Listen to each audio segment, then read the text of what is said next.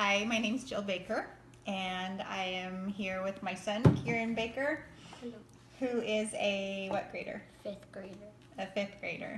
And I'm going to teach Kieran a little bit more than what he knows about the Common Core state standards. Sound good? Mm-hmm. Thank you for helping. Okay. So this says, Common Core state standards. good, can you talk a little bit louder? Common Core state standards. Thank you. And I want you to tell me what you know about the Common Core state standards. I don't know what that is. Have you heard of the Common Core standards in school? No. Oh, I've heard of Common Core, but not. You've heard of Common Core. So what does Common Core mean, do you think? Like reading and telling about it. Reading and telling about it. That's a good start, right? So the Common Core standards, we had to look at a PowerPoint for the class that I'm taking, and the PowerPoint started with the fact that 32 million Americans, adults, cannot read in our country. So, and that doesn't mean they can't look at a book and say what the words are, but it means that they can't look at a book, say what the words are, and then give an opinion or summarize or synthesize information or tell what it means to them. They can't make sense of the text that they're supposed to read at an adult level. It also said that 21% of adults in the United States read at a fifth grade level. So, do you think that's good enough? No. No. Where do you think we should be performing? College level? At least college, right? Yeah. We need to be competitive with other countries and the people that we're putting out, right? High school students and college students need to be competitive, and that's where the need for the Common Core state standards started. What was happening was that different states were producing different levels of students. So somebody that graduated high school in California was able to do different things than somebody who graduated from high school in, what's another state that you know? You're studying geography. Georgia? Georgia. So somebody in Georgia could do different things than somebody in California, and not different, but leveled different. So do you think that it's fair to say that most high school graduates should know the same information Yeah. and should be able to do the same things? Yeah. I do too. So, and they call it something like college and career readiness. So when you graduate from high school, we need you to have a certain level of college readiness. You need to be ready for college, or you need to be ready to go into a job market and perform a certain career and be ready for it.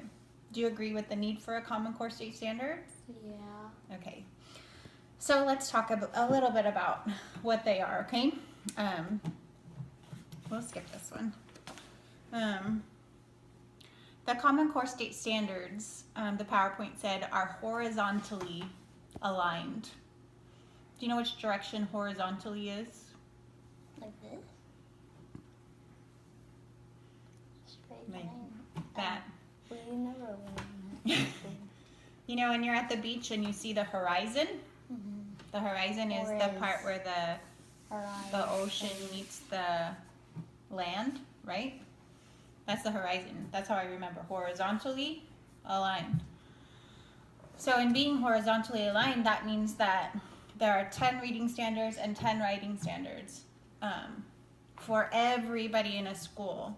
So like Roman, our cameraman, teaches or goes to school in middle school, right? Getting ready for high school.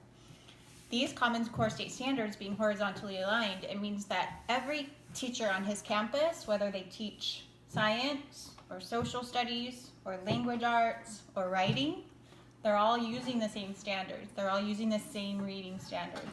So what do you think are some important things that you need to do as a reader? Listen to what you're saying. Listen to what you're saying. You need to be able to read Pay and understand, attention. right? You need to be able to ask questions about what you're reading. And when you ask questions, you need to be able to answer the questions that you're reading, right? Those are just a few of the skills that we're teaching with the Common Core state standards. So we're teaching them in science. Whether you're reading a science book, you need to be able to ask and answer questions. You need to be able to summarize information. You need to be able to apply it to your life. If you're reading a social studies book or a language arts book or a writing book, you need to be able to do all of those things. Ask and answer questions. You need to be able to summarize information.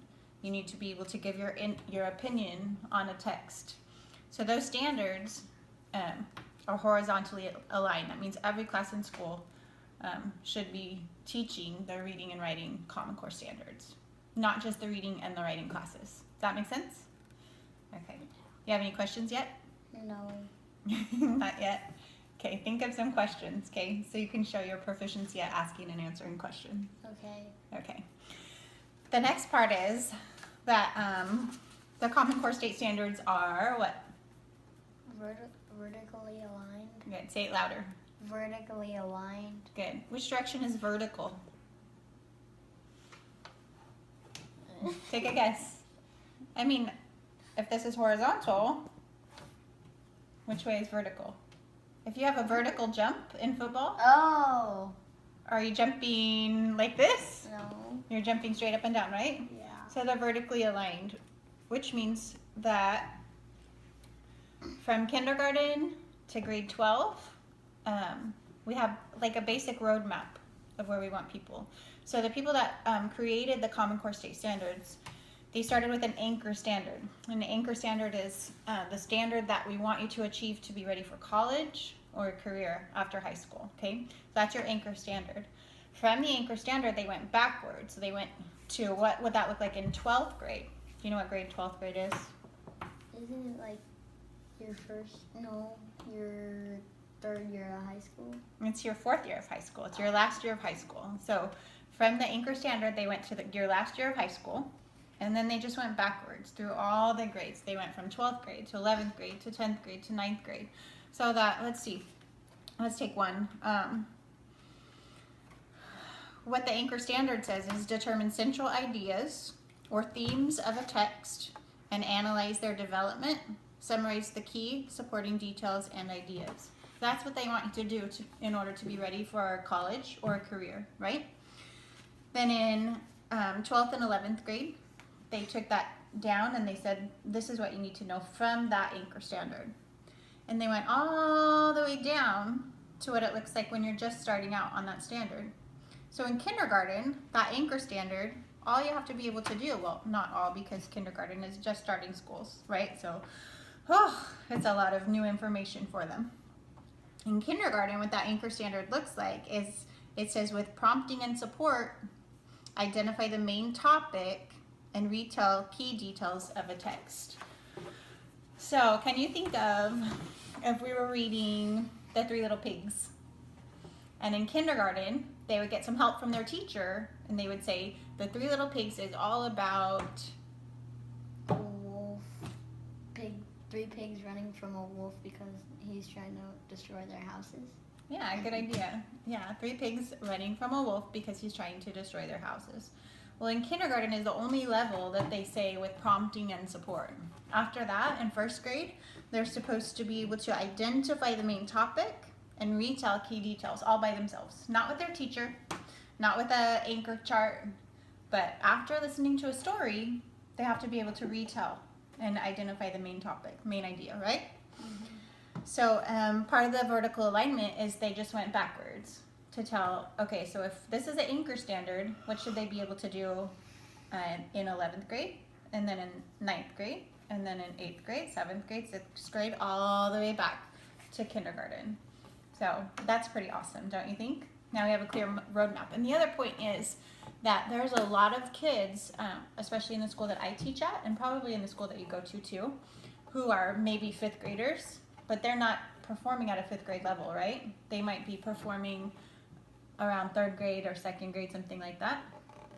So their teacher can look at this standard and say, okay, so this is where my student is performing, 2nd grade, and this is where I need him to be performing. So here are the steps that I'm going to use to get him there. Isn't that awesome? That's Makes it smart. easier for teachers too, right? Good. Okay. Next. So after these Common Core state standards were developed and created, teachers did different things in order to make them more user-friendly, so they would be easier for teachers to use and to teach to their students. Are you tired? Mm-hmm. You are? Am I boring you? Okay, good. Do you have any questions yet? No, Not yet. not really. Okay. Well, there's a document that somebody in Tulare County created, and this is what it looks like. So here's the document, and it's just the Tulare, they call it the Tulare Union County something, Tulare County UNWRAP standards. So what they did is they took the standard, and they took the anchor. So here's the grade level standard, here's the anchor standard. So they know where they are, where they need to go. And then they broke down all the key skills that the kids have to have in order to make it to the standard. And then eventually to the anchor standard. They wrote the academic vocabulary that's part of it. And then they make notes of teaching notes and strategies. And this is the best part. You're yawning. This is the best part, and this is the part that I use when I teach in my classroom. Question stems. So, have you taken the SBAC before? Do you remember taking the SBAC last year? How was it? Good. It was great? Was it hard or easy? It wasn't that hard. What do you remember about it? I remember just like reading a story. Louder, please. I just remember reading a story and answering questions about it. Mm-hmm. And then like typing questions, clicking dots. And Did they give you lots of multiple choice questions where you had to guess letters like A, B, C, or D? yeah, Or did you have to give your opinion? both. Yeah. We had to type it, and then some we just had to pick. Okay, so here's what I use mostly on this UNWRAP standards is the question stems. So from the standard, it gives you questions that you could ask in your classroom. Questions that are going to be aligned with the SBAC, the test that kids are going to eventually have to take at the end of the year. Isn't that a great idea? So 5th grade, I think this is actually, maybe this is an example from 9th grade. But the standard, and then the question stems. So really, to be a great teacher, all you have to know is where your students need to be and how am I going to get them there, right? What vocabulary am I going to use? What are the essential skills and concepts that they need to practice in order to do it? And then what are some questions that I can ask to make sure that they can show their proficiency at it? Isn't that awesome? Mm-hmm. And there's one of these for every single grade level and every single standard in the grade level. How awesome, huh? Boring, right? No. Okay, one more. The last document that we looked at was a Common Core math document that a teacher broke down all these standards.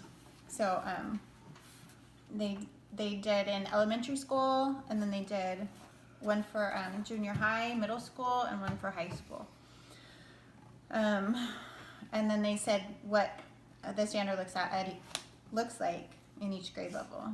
So for example, in kindergarten, no number names and the count sequence. Do you know what the count sequence would be? No. Like, what does it mean to count? To go in order by numbers. Yeah, so kindergartners would have to count to 10 or to 20 or whatever. Count to tell the number of objects. So like 1 to 1, if they have 5 things, they have to be able to count one at a time. And then they have all the strands that go with the standard. So counting, operations and algebraic thinking, number and operations in base 10. And they go all the way through the standards. And when we have documents that are broken down like this, it makes it easy for us as teachers and for you as students to really grasp a hold of those Common Core standards and to do a good job with them. Why do you think it's important for you to do a good job with Common Core standards? So you can do good when you go into higher grades, Like what? like high school and college. So, Yeah. Yeah. So you can be ready for college, especially. So you can read. So you're not one of those statistics that we talked about at the beginning, right? Mm-hmm. So we want you to be able to graduate from high school with a better accuracy than a 5th grade reading level. We want you to be able to summarize text and take naps so you don't have to study all night. Do you have any questions for me? Mm-mm. Do you you have a better understanding of the Common Core standards? Yeah. Okay. Are you gonna use them and share them with your teacher, maybe? Yeah. Okay, sounds good. You look at the camera, say thank you for watching. Thank you for watching. Okay, thank you.